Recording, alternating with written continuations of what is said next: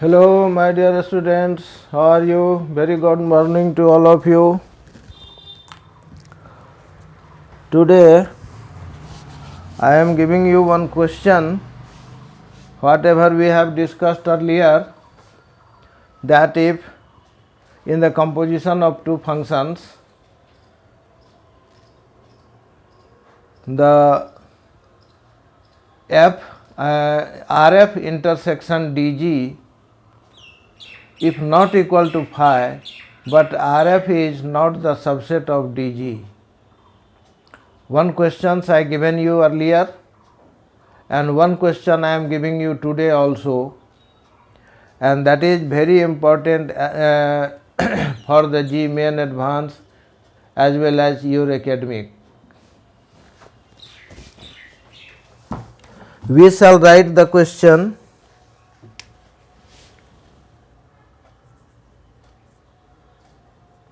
Question number 1 for today, that is if fx equal to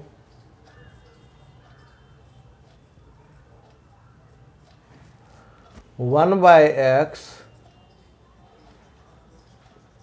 gx equal to 1 minus x by 1 plus x, find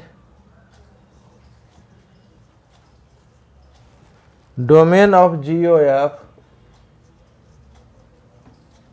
and domain of FOG. Also find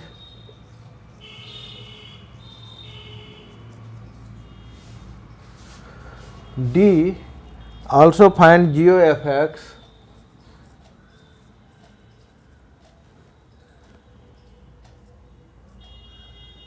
and FOG x.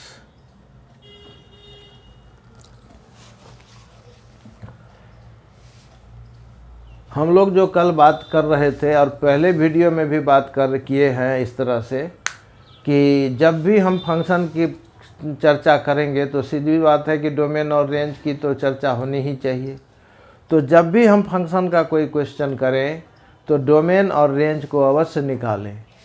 तो fx equal to 1 by x है, तो पहला काम है कि domain of f निकाला जाए।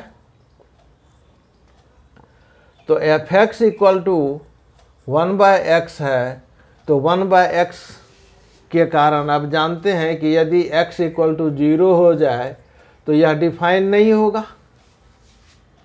और इसके अलावे x कुछ भी हो तो डेफिनेशन में कोई प्रॉब्लम नहीं है।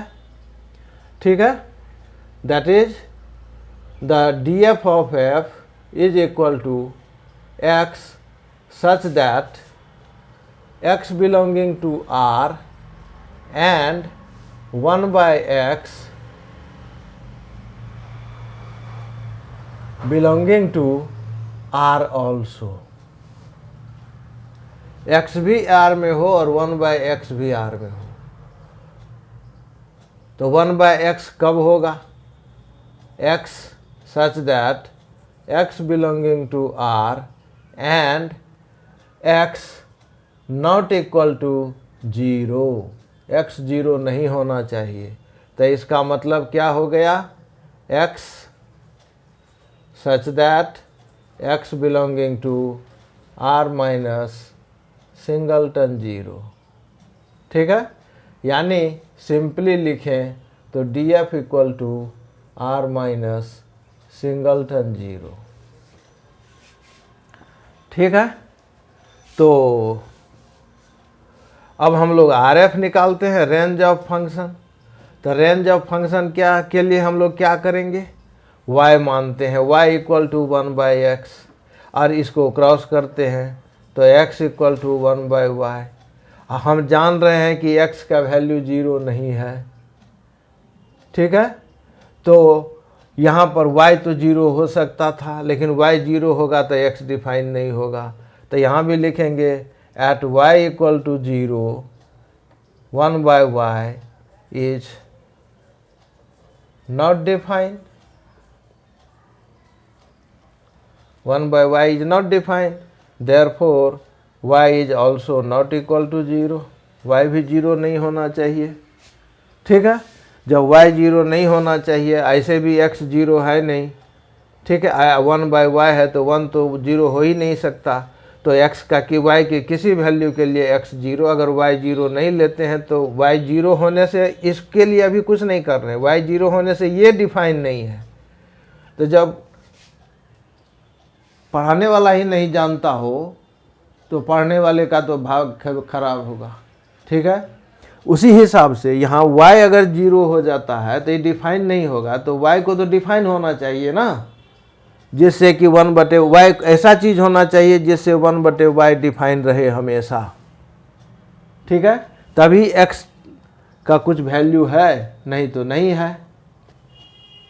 ठीक है, y अगर 0 के डिफरेंट कुछ भी होता है तो x 0 हो ही नहीं सकता है, जो इस कंडीशन को फुलफिल कर रहा है। ठीक है, इस कंडीशन को फुलफिल कर रहा है, तो y should not equal to 0। तो RF भी हमारा क्या हो गया, RF भी हमारा हो गया R माइनस सिंगलटन 0, यह हमारा RF हो गया।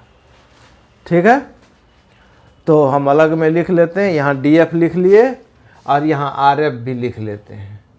RF is equal to also R minus singleton 0। अब बाकी को हम रब करते हैं, अब फिर फंक्शन g पर आते हैं। ठीक है, कोई हर्ज नहीं होना चाहिए, आप लोग लिख लिए होंगे, बहुत भारी चीज़ नहीं है, ऐसे आप जानते भी हैं, 11 में भी पढ़ चुके हैं, लेकिन यहाँ थोड़ा सा डिस्कस करना था ताकि आपका रिफ्रेशमेंट हो जाए नॉलेज का। अब हम लोग g की चर्चा करेंगे, तो gx इक्वल टू दिया हुआ है 1 minus x upon 1 plus x. तो स्वाभाविक है कि 1 plus x, for the definition of g 1 plus x should not equal to 0, this implies x not equal to -1। ठीक है, x का वैल्यू -1 नहीं होना चाहिए, तब हो जाएगा। तो इसीलिए domain of the function g is equal to R minus singleton -1। ठीक है, R माइनस सिंगलटन 1। अब हम लोग dg निकालेंगे, dg तो हो गया, rg निकालेंगे। तो rg निकालने के लिए क्या करते हैं, सीधी सी बात है, y इक्वल टू लिखेंगे 1 minus x upon 1 plus x. अब करेंगे y plus x y equal to 1 minus x. अब एक्स वाई की तरफ x ले आते हैं, तो x y plus x equal to 1 minus y, x common ले लीजिए तो y plus 1 equal to 1 minus y, यानी x equal to 1 minus y plus, ऐसे ही लिख दीजिए 1 प्लस वाई, यानी सेम इसी तरह से आ गया, दूसरा चीज़ नहीं आया। तो जब इसी तरह से आ गया तो यहाँ भी 1 प्लस वाई 0 नहीं होना चाहिए। तो हियर ऑल्सो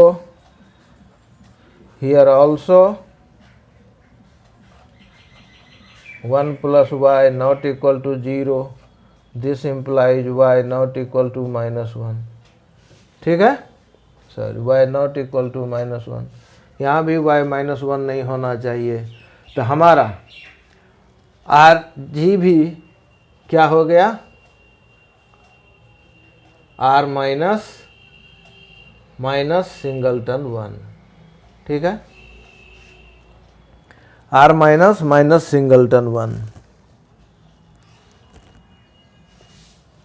तो यहाँ पर हम अलग से लिख लें, dg is equal to R minus singleton 1 and rg also equal to R minus singleton 1। हो गया, अब आपको कोई परेशानी नहीं होगी। अब हम लोग बात करते हैं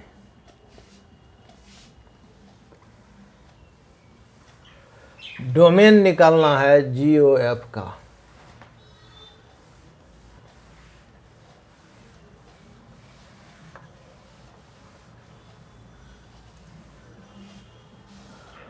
डोमेन निकालना है कि क्वेश्चन है कि find domain of GOF, domain of GOF निकालें हम लोग।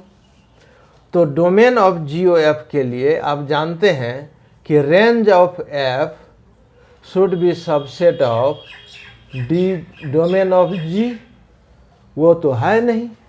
रेंज ये है R माइनस सिंगलटन 0 और ये है R माइनस सिंगलटन -1। इसमें 0, इसमें -1 नहीं है और इसमें 0 नहीं है, यानी इसमें 0 है और इसमें -1 है ना। इसमें 0 है और इसमें -1 है, तो सबसेट तो नहीं हुआ। ये RF इसका सबसेट तो नहीं हुआ। सबसेट तो तब होगा ना इसका जब इसके सारे एलिमेंट इसमें प्रेजेंट हो, तभी सबसेट होगा। एटलीस्ट 1 एलिमेंट तो ऐसा मिल गया और बाकी तो सब है ही, सिर्फ 1 एलिमेंट ऐसा है 0 जो इसमें नहीं है लेकिन इसमें है, कोई बात नहीं, इसमें हो सकता है। लेकिन इसका एलिमेंट इसमें 0 नहीं है, इसमें है, कोई हर्ज नहीं है, ये बड़ा हो सकता है DG, चूँकि इसका सबसेट बनना है इसको। लेकिन इसमें -1 नहीं है और इसमें -1 है, तो जो इसका सबसेट यह हो तो इसका एलिमेंट इसमें नहीं हो, ये नहीं हो सकता। ठीक है, इसका एलिमेंट इसमें नहीं हो, प्रेजेंट हो, तब ये सबसेट नहीं हो सकता। इसका एलिमेंट इसमें नहीं है तो कोई हर्ज नहीं है। जैसे आप एग्जाम्पल देख लीजिए, मान लीजिए A है, A हम लिखते हैं 1 2 3 और B लिखते हैं हम लोग 1 2 3 5। ठीक है, तो ये सबसेट है B का, चूँकि 1 2 3 A का सारा एलिमेंट B में है। लेकिन अगर हम यहाँ लिख दें C = 1 4, तो क्या C सबसेट है B का? C सबसेट नहीं है। कहेगा 1 तो मिलता है, 1 के मिलने से नहीं होगा, इसका सारा एलिमेंट मिलना चाहिए इसमें, तो ये 4 तो इसमें नहीं है, तो ये सबसेट नहीं हुआ इसका। ठीक है, ऐसे केस में आपके पास एक ऑप्शन है, यही मैं कह रहा था कि इसमें 0 है और इसमें 0 नहीं है, कोई बात नहीं है। लेकिन इसमें -1 नहीं है और इसमें -1 है, तब तो ये कैसे सबसेट होगा? इसका नहीं हो सकता है। ठीक है, तो इस केस में हम क्या देखे थे कि 100% तो दोनों नहीं हुआ। RF is not the subset of DG and RF intersection DG not equal to 5 भी नहीं है। तो under some restriction it will the GOF will be defined। जब हम लोग एक रेस्ट्रिक्शन डाल देंगे तब यह डिफाइन हो सकता है, उतने ही में बात करेंगे। ठीक है, समाज में बहुत सारे आदमी रहते हैं, एक आदमी भोज किया, जो सब खिलाया, दूसरा आदमी भी वही सब खिलाएगा, ऐसा संभव है या ज़रूरी है? तभी भोज कर सकता है। लेकिन यह भी तो जरूरी नहीं कि जो पहला आदमी खिलाया था वह जो खिलाया दूसरा आदमी वह कुछ भी न खिलाए, ऐसा होता है क्या? बिल्कुल नहीं होता। तो यह भी हो सकता है कुछ कॉमन हो सकता है बहुत कॉमन हो, एक आध चीज़ छूट जा हो तो भी उसका भोज होगा। ठीक है, यानी काम हो सकता है। तो यहाँ कहने का मतलब यह है कि सबसेट भले न है लेकिन इंटरसेक्शन भी 5 नहीं है, तो जो कॉमन पोर्शन होगा उसके लिए क्या होगा?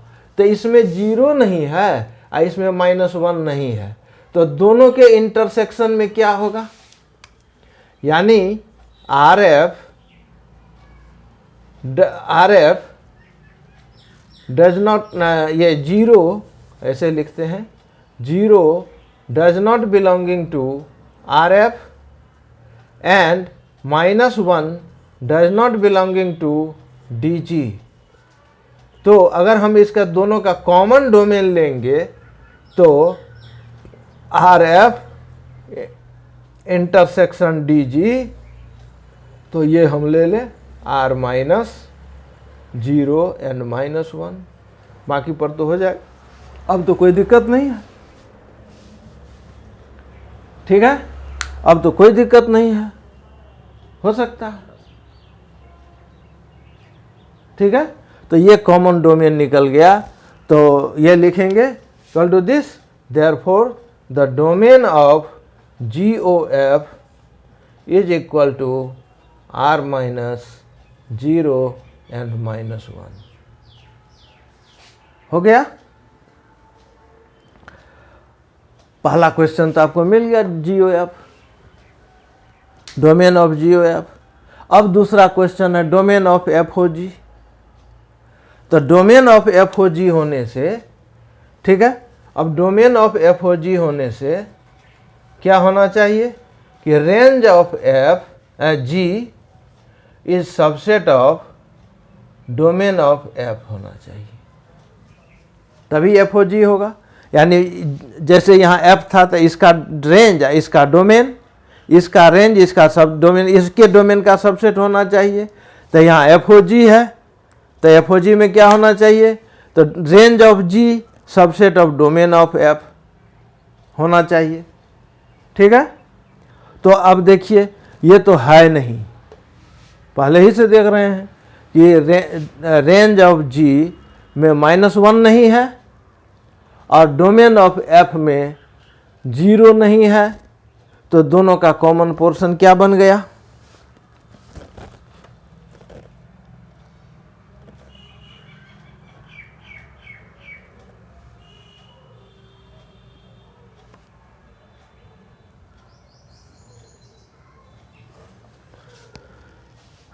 तो देखते हैं, इसको रब करें यहाँ,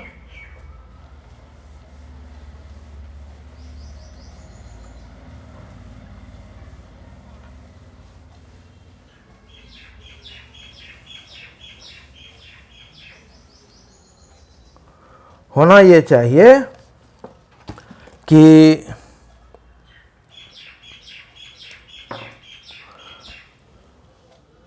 domain of FOG such that equal to X such that X belonging to G, X belonging to DG such that GX equal to DF, ये होना चाहिए, ठीक है। तो X बिलोंगिंग टू DG है ना, तो ये क्या हो गया, X such that X belonging to DG हो गया R माइनस -1, ठीक है। और DF क्या है,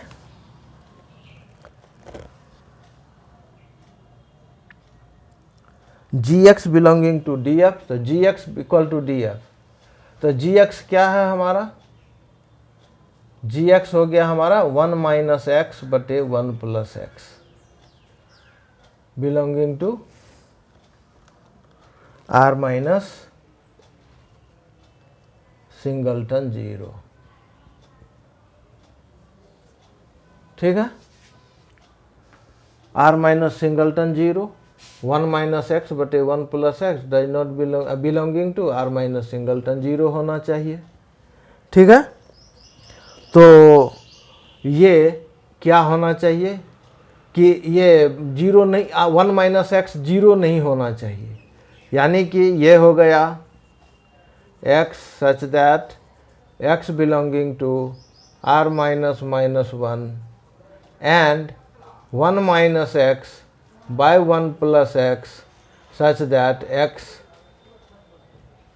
does not belonging to R minus, यानी x नॉट इक्वल टू 0, सीधे नॉट इक्वल, x इसको बिलोंग करना चाहिए, तो x नॉट इक्वल टू 0 होना चाहिए, ठीक है, such that x not equal to 0। तो x नॉट इक्वल टू 0 में क्या, कब नॉट इक्वल टू 0 होगा, ठीक है। तो इसको देखिए x such that x belonging to r minus minus 1 and x not equal to 1, x not equal to 1 होना चाहिए, तभी ना ये x 0 को बिलोंग नहीं करेगा। x का वैल्यू 1 रख देंगे तो ये 0 हो जाएगा। ये x इक्वल टू 1 रखेंगे तो ये तो 1 + 1 2 हो जाएगा, ये 0/2 हो जाएगा तो 0 हो जाएगा, तो x का वैल्यू 0 आ गया। यानी ये इसको बिलोंग नहीं किया, इसमें तो इस सेट में 0 नहीं है, तो 0 नहीं होना चाहिए, बाकी सब कुछ होना चाहिए। ठीक है, तो x नॉट इक्वल टू 1 होना चाहिए। तो यानी r में x का वैल्यू -1 भी नहीं होना चाहिए और 1 भी नहीं होना चाहिए। यानी कि हमारा डोमेन ऑफ एफओजी क्या हो गया, r माइनस -1 एंड +1, ये दोनों नहीं होना चाहिए। Domain of FOG is equal to r minus -1 and 1। ठीक है, ये दोनों चीज़ नहीं होना चाहिए। अब इसके बाद हमको एफओजी डिफाइन करना है, अरे जीओएफ निकालना है और एफओजी निकालना है, तो अलग अलग निकाल दें। G o f x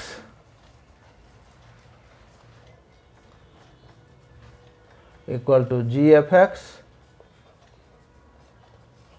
equal to g, f x के बदले में 1/x इक्वल टू, जब इसको तोड़ेंगे तो 1 - 1/x बटे 1 + 1/x is equal to x - 1 बटे x + 1 हो गया। और एफओजीएक्स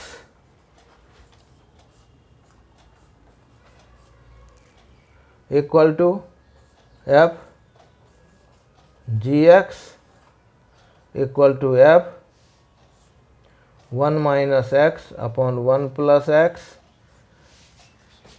इक्वल टू हो गया 1 अपॉन 1 - x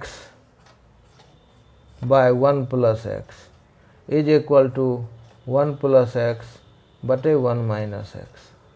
ठीक है, हो गया, निकल गया, कोई परेशानी नहीं होनी चाहिए। ठीक है, इसी तरह से हम लोग जब भी किसी तरह के फंक्शन का कोई, चाहे वो सिंपल फंक्शन हो, चाहे कंपोजिशन ऑफ फंक्शन हो, कुछ भी हो, तो डोमेन और रेंज तो हमको निकाल के रखना पड़ेगा और कॉमन पोर्शन निकालना पड़ेगा जो डेफिनीशन है उसके मुताबिक। हाँ, अगर इंटरसेक्शन RF और DG या RG और DF का इंटरसेक्शन 5 हो जाए तो सबसेट हो जाए तो 100% डिफाइन है, तब कोई प्रॉब्लम ही नहीं है, निकालना ही नहीं है। ठीक है, 100% वो इंटरसेक्शन 5 हो गया और सबसेट है नहीं तो डिफाइन नहीं होगा। सबसेट भी नहीं है और 5 भी है तो 100% डिफाइन नहीं है। और सबसेट है, ठीक है, और पूरी तरह सबसेट है तो 5 तो होगा ही नहीं। ठीक है, पूरी तरह सबसेट है तो 5 होगा ही नहीं, तो 100% डिफाइन है। और अगर ऐसा नहीं है, पूरी सबसेट नहीं है, कुछ पोर्शन है, यानी इंटरसेक्शन 5 नहीं है, तो रेस्ट्रिक्टेड पोर्शन से हमारा ये एफओजी और जीओएफ निकल सकता है। इतनी बात हो गई। ठीक है,